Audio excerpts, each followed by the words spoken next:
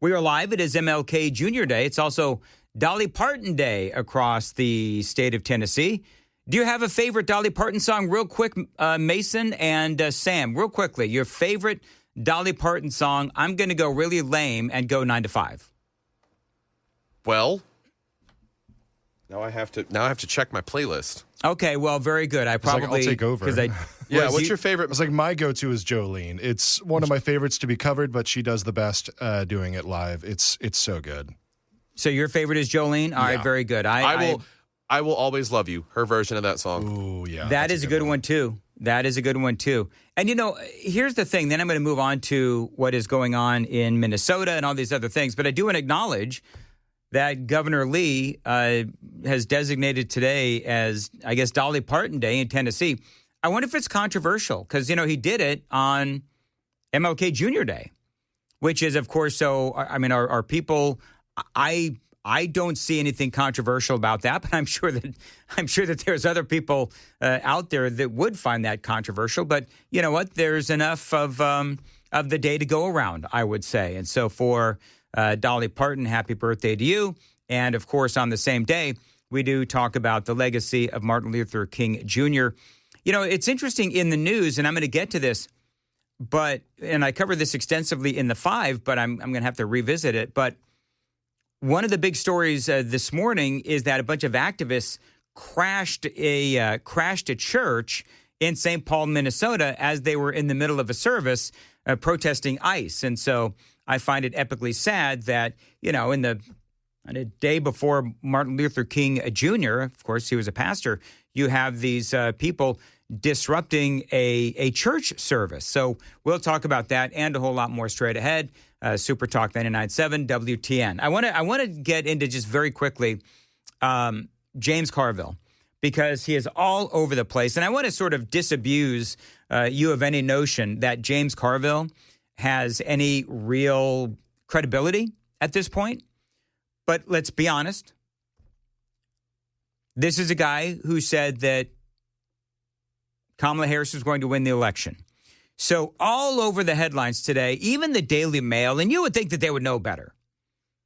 Election guru says that the Democrats are going to take the House and the Senate, right? So I'm like, okay, I'm going to bite. Who is it? And it's James Carville. Now, I'm going to play this audio for you. This is James Carville. But it's more than just who's going to win the midterm elections. I think the Democrats are scared. I think the Democrats are scared, and I'm going to tell you why.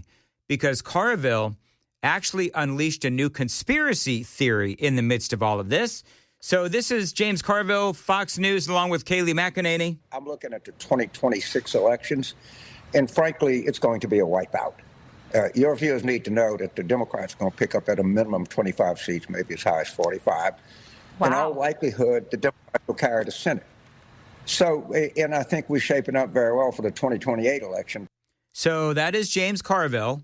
And you heard that, they're going to take, the Democrats going to take the Senate. The Democrats are going to take the House. By the way, is anybody made any mention of President Kamala Harris? No? Or how he insinuated the First Lady helped facilitate sex trafficking with Jeffrey Epstein? Oh! That's where I referred to him as a testicular lump. I had forgotten about that. Yeah, I mean, okay, this is where some people might get mad at me. Why does Kayleigh McEnany have him on?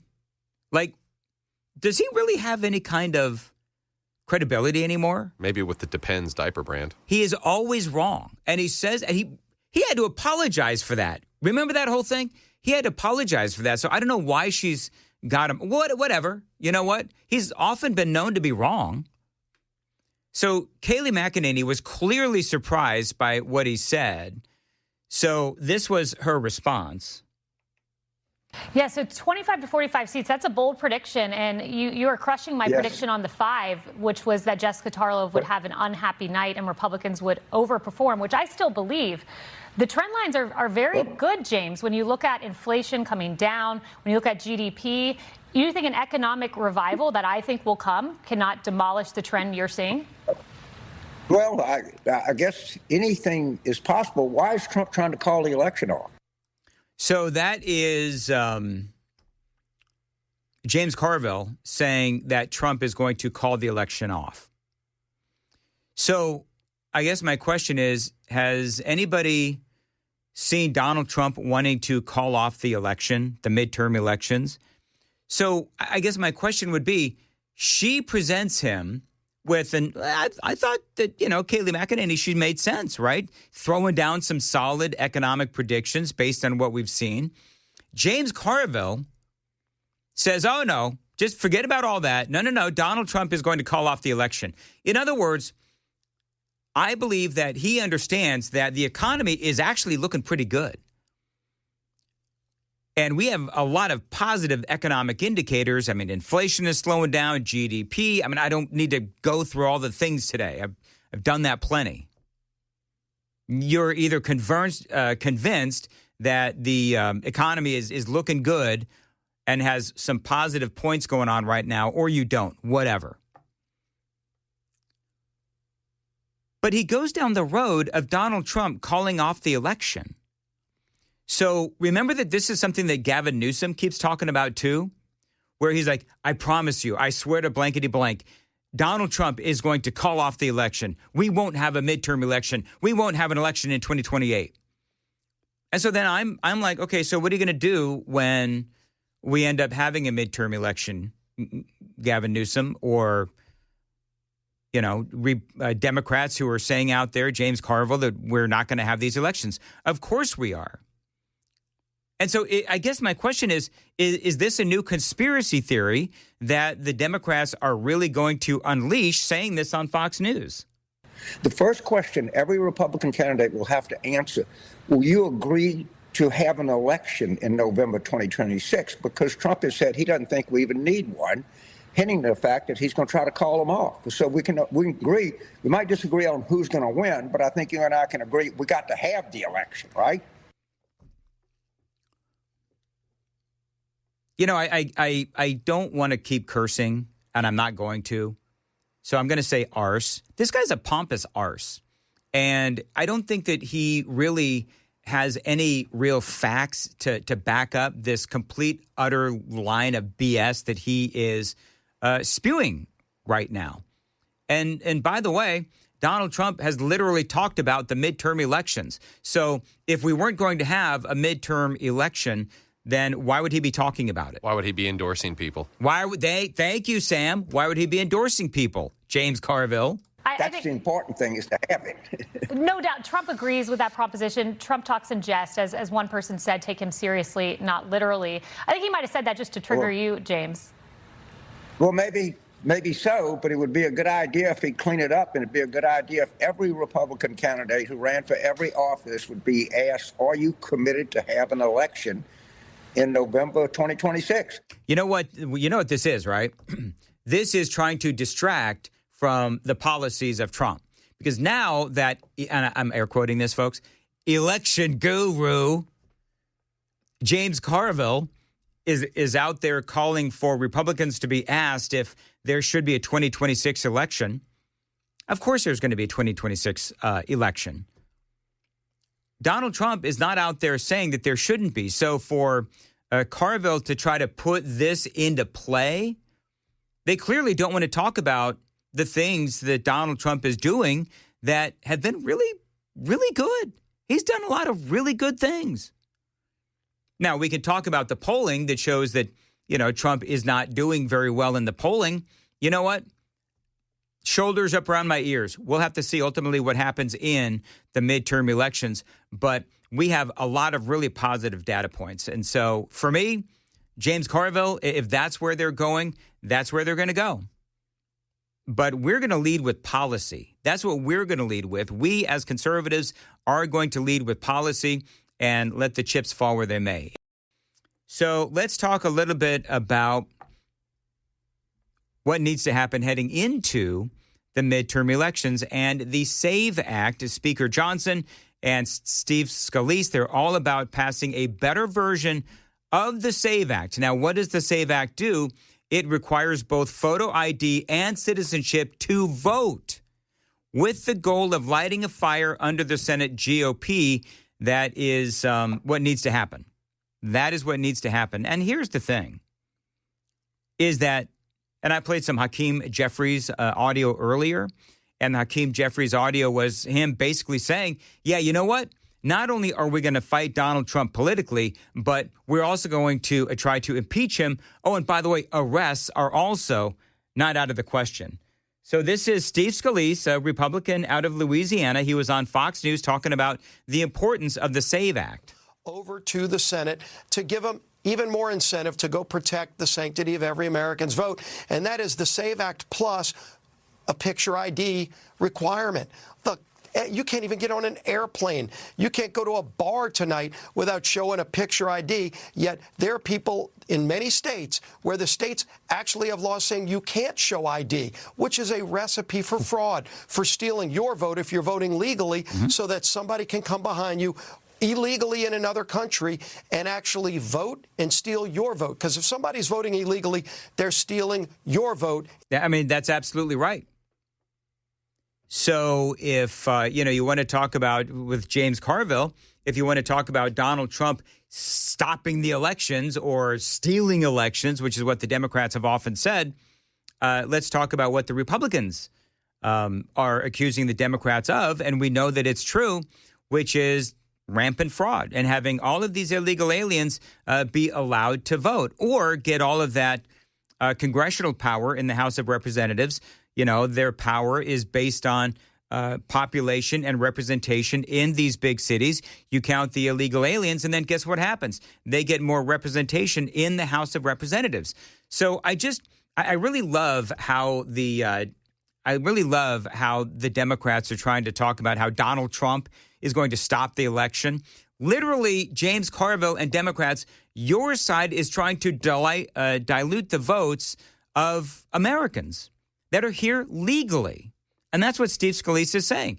They're trying to, by one way or another, allowing all of these illegal aliens to be able to vote, then you are diluting the votes of American citizens. That's what the Republicans are trying to stop. If you're following the rules. So SAVE Act plus picture ID, we're going to bring that too, send that to the Senate. I think a lot of Americans would like that protection because if they're following the rules, they just want everybody else to. What makes people angry is when you see boxes of ballots showing up 2 weeks after an election, and then next thing you know, lo and behold, a Democrat takes the lead after being behind for 3 weeks after Election Day. And then somebody who voted by mail in the military, they're overseas fighting to defend our freedoms. Their votes that got in legally before the election are being nullified by somebody illegally. It needs to stop. We're going to have a bill to do just that.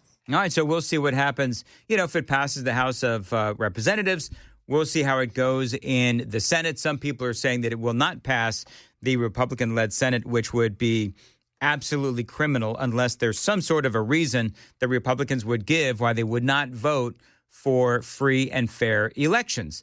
Now, one last audio bite as we talk about the importance of the midterm elections, and then you've got to hear the segment that I'm going to do at 7:35. It is priceless, going to talk about what is going on in Minnesota.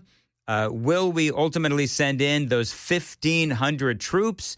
There's 1,500 soldiers that are waiting, just waiting for the word from Donald Trump and seeing if he will actually invoke the Insurrection Act. So that is all coming up at 7:35 on Nashville's Morning News.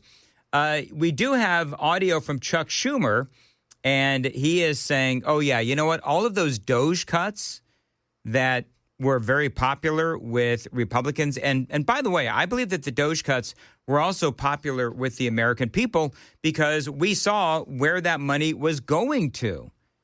Chuck Schumer says, no, you know what we're going to do? We're going to go ahead and reverse all that stuff. If you look at the budget actually we're working on right now, and we'll have the T-HUD budget, transportation and HUD budget, we restore most of the cuts and even go higher than previous years on many of the programs that DOJ slashed.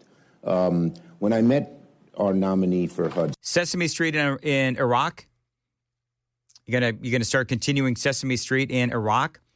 Or what was, transgender surgeries in these third world countries? I mean, we know all of those really silly programs that apparently Chuck Schumer and the Democrats most certainly want to bring back. Secretary, then he was nominated. He talked a nice game, but he doesn't seem to have the clout to make those views prevail over the Doge people, over the cut people. But we have worked really hard in the budget and gotten bipartisan support to increase these amounts and undo a lot of the cuts, which are essential.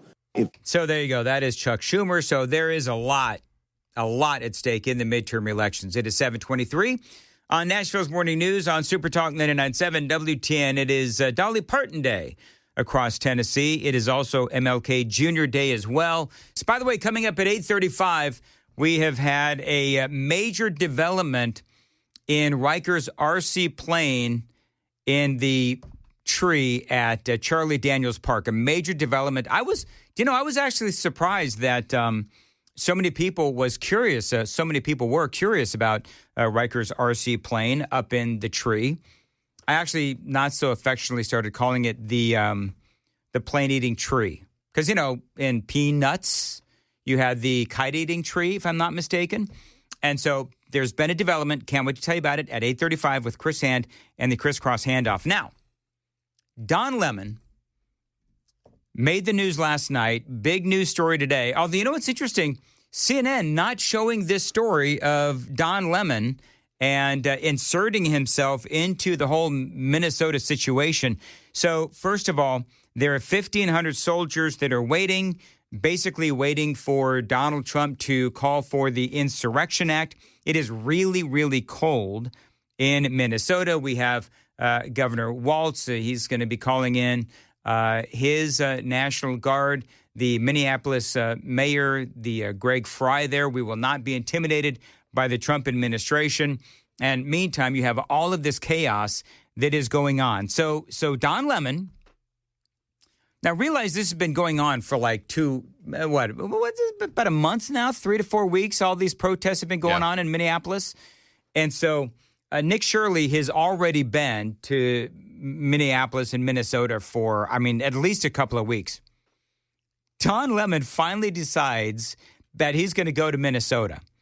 And he hooks up with this group that is led by one Nikema Armstrong. And she is billed as an attorney, a pastor, and an activist. Now, I'm going to tell you, that is a terrible combination.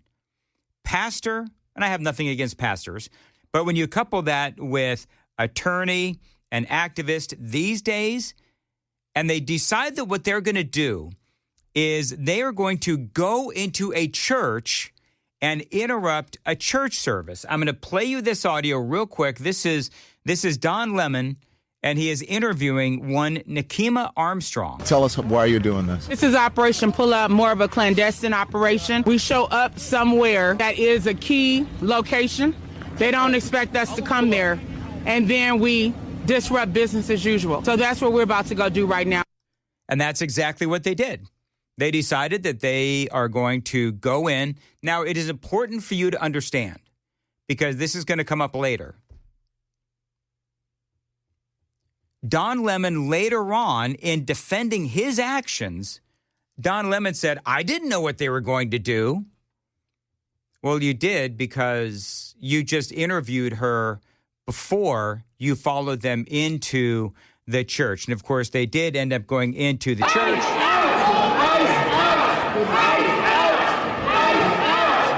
They are chanting, ice out, ice out, ice out. And it's important to note that they were in the middle of a service. And so then Lemon starts interviewing this Nikema Armstrong again because, she's very belligerent. She's very loud. She's very arrogant. She, again, she says that she's a preacher, whatever, or a reverend, or whatever it is that she considers herself. But this is part of what she said. Demanding justice for Renee Good and letting them know that this will not stand. They cannot pretend to be a house of God while harboring someone who is directing ICE agents to wreak havoc upon our community and who killed Renee Good, who almost killed a 6-month-old baby. Enough is enough. I am a reverend on top of being a lawyer and an activist. So I come here in the power of the Almighty God. She can't even get the kid's age right. Was it a 6-year-old? I don't know. I don't know what she's talking about. I mean, that wasn't in the car, that had been dropped off at school, so I have no idea what a 6-month-old baby has to do with anything of that. You know what? Grok it and see if the ICE, because you know how these, a couple of things. All right. So number one, I don't know. I wonder how the Almighty God, as she says, would feel about her merry band of protesters going in there and disrupting a service. Now, apparently, you heard the audio there and you saw the video where she and her protesters believe that this church in St. Paul was assisting in the ICE raids. One of the guys who works at the church, a dude by the name of David Easterwood, these protesters claim that he is a pastor at the church, and it's the same David Easterwood who is acting director of ICE's St. Paul field office. Now, can I ask a question? Why does that matter if it's the same guy? Is he breaking any laws? No, he's not breaking any laws. But you know who is breaking laws? Nikema Armstrong and her band of merry protesters. All of this is going on, right? So they're having a nice little, a nice church service. These people come in, and kids are crying. People are scared and worried. Parents are comforting those crying kids. People are running out of the church. And Don Lemon seems to be just, soaking it all in, right? I mean, Don Lemon, he absolutely loves it. And so then he finds the pastor to the church, not David Easterwood, but another pastor to the church who is, being interviewed. And dude, he's just trying to get control of the situation. And if you're watching on Super Talk TV, I want you to notice that Don Lemon is holding this guy's arm. This guy wants to go to, as he says, go tend to his flock and deal with the madness at hand. And Lemon kind of won't let him leave. What do you think of this? I mean, this is unacceptable. It's shameful. It's shameful to interrupt a public gathering of Christians in worship. But there were folks who I have to take care of my flock. Okay, but listen, we live there's a constitution in the First Amendment to freedom of speech and freedom to assemble and protest. So what Don Lemon is trying to do is say, well, these people have a right to, freedom of speech and protest. What Lemon is refusing to acknowledge is that these protesters and the protesters that he is clearly supporting their narrative, they're breaking the law. And I'm going to get into that here in just a few moments. We're here to worship. We're here to worship Jesus because that's the hope of these cities. That's the hope of the world is Jesus Christ. I want to be very respectful. Please don't push me. We're here. Don Lemon, please don't push me. You're holding the dude's arm, Don. Did he just say I'm being very respectful before he said, please don't push me? Yeah, he did. What a turd. He did. We're here to worship Jesus. Yes. That's why we're here. Yes. Okay, that's why we're here. The other thing that I'm noticing on this video, and I'm sorry you can't see it if you're listening on the radio, but I'm going to describe it. Dude is clearly uncomfortable because Don Lemon is in that personal space bubble. Oh, yeah. Have you noticed that? He's way too close. In fact, he's like trying to do the whole, lean back. The lean back. That's exactly right, Sam. The lean back. That's what we're about. Don't you think Jesus would be understanding we're about love? Do you think Jesus would be understanding and loving all of this? Is what Don Lemon said. We're about spreading the love of Jesus. But did you try to talk to them as a Christian? No one is willing to talk. Okay. So Don Lemon says, number one, this is how low Don Lemon has fallen. This is his line of questioning. Do you believe Jesus would approve? And did you try to talk to these protesters? These loud, belligerent, screaming, yelling, interrupting protesters. Now, y'all know that there's no talking to these people, right? I mean, there's no talking to them. And by the way, if he wanted to go talk to them, he couldn't because Don Lemon is grabbing this dude's arm. And trying to get away from him. That particular section of this clip has gone viral for the wrong reasons for Don Lemon because this pastor is calling for, we're here to worship Christ. Minnesota needs Jesus in order to get back on track. And so it's totally backfired from Don Lemon's perspective. We all need Jesus to get back on track. Exactly. This preacher is absolutely spot on. more on this audio from Don Lemon and this preacher, because this interaction did go viral. I have to take care of my church and my family, so I asked if you actually would also leave this building. You don't want us to chronicle what happened? Unless you're here to worship. I'm always worship. I'm a Christian. We're here to worship. Yeah. We're here to worship. Okay. Thank you very much. I appreciate it. Don Lemon says, I'm a Christian. Yeah, that pastor is such a better man than I, because I would have fired back with, asking me about would Jesus approve of that. I'd be like, I don't know. Would Jesus approve of your lifestyle, Don? I don't know. Oh, how the turntables. Yeah. So now people are saying that they broke the law. These protesters broke the law. You heard the preacher say as much, but Lemon says they have every right to protest even inside a church and even disrupting a church service. The Justice Department is now investigating all of this because it is apparently illegal to disrupt the church service. It's called the Freedom of Access to Clinic Entrances Act, or FACE Act. Assistant Attorney General Harmeet Dillon said the Justice Department, the Department of Justices, their Civil Rights Division is now examining whether the incident could amount to a breach of that FACE Act. Again, the Freedom of Access to Clinic Entrances Act. So this act was all about abortion, but they also blended in church services as well. So real quick, just to give you the back on it, the FACE Act passed in 94 that makes it a federal offense to use force, threats, physically obstruct, or damage property to interfere with a person's ability to practice their religion or access a place of worship. So it could end up being punished by fines or up to 10 years in prison. Now, here's the deal, friends. I know. The system is rigged because the local DAs, they're not going to bother to file any charges against these folks. And so they may get maybe a teeny little fine, who knows. But, George Soros, his wallet is really fat and he's willing to pay those fines. And as far as if they actually did face any charges, well, guess what? It's probably a misdemeanor, not a big deal. And they really don't care. People like this, of this ilk, that are willing to go in, old Nakima Armstrong there, people of her ilk they don't care about, your right to, be able to express your religion and go to church and, all of those things. And so they don't care. And these are the kinds of things I think that the Democrats are miscalculating. I think the Democrats are miscalculating this because there's not a Democrat out there. I would ask any Democrat out there. How about the old John Ray Clemens and all of these Democrats across, the city of Nashville? Do you approve of these people literally invading a church service? That'd be my question. Minnesota also has a state law that makes disrupting a religious worship a crime.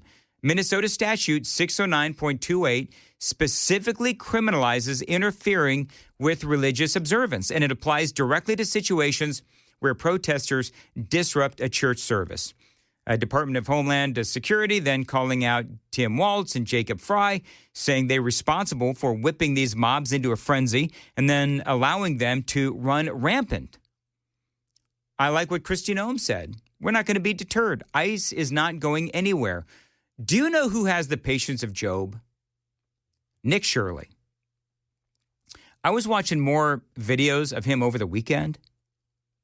Do you remember we played the audio on, I don't want to redo bits, but I was replaying the audio for me. I was watching these videos on over the weekend. Remember the guy that was accusing Nick Shirley of being racist because he was Muslim? And Nick Shirley, the reason why he was doing all this was because he was from Africa. And all these guys, bouncing out of the Somalian daycare, 4 or 5 men bouncing out of the Somalian daycare and threatening Nick Shirley. And we've seen this over and over again. I got to tell you, I don't know. I admire Nick Shirley greatly. I don't know how he has so much patience because I couldn't. I mean, I guarantee you I would end up letting my emotions get the better of me. I would. But somehow he is able to just chill and say, but what about the fraud? But what about the fraud? But what about the fraud? And I think that, I mean, he's very Christian. I think, Nick Shirley is Christian. He's very much got his beliefs. Obviously, he is a conservative. But the more that I learn about old Nick there, the more that I admire. He does incredible work. And look at the difference between Nick Shirley and Don Lemon. Don Lemon, in his interview with Nikema Armstrong, and I know that we're going back a ways now, but in his interview with that lawyer, activist, and preacher, she said that she was a reverend. Look at the way that he interviewed her. No hard questions. Never really a concern about, hey, don't these people have a right to express their religion and a right to their expression? You are infringing upon their right to practice their religion. No, he just whole bunch of pandering questions from these protesters, not showing any care in the world that they are impeding on the church's right to assemble. So, but he had all kinds of, really hard, tough questions for the preacher of this church. It is unbelievable what is going on. And I'm glad that goes viral. And I hope it goes viral. And I hope that people understand how important this is going on, how important this is, what is going on, because this is what the Democrats stand for. Let's also not forget that the Democrats didn't even blink an eye when COVID was going on and they shut down the churches. Left open the bars, if I'm not mistaken. You could buy beer and all that kind of stuff, but you couldn't go to church. That, my friends, is what the Democrats stand for.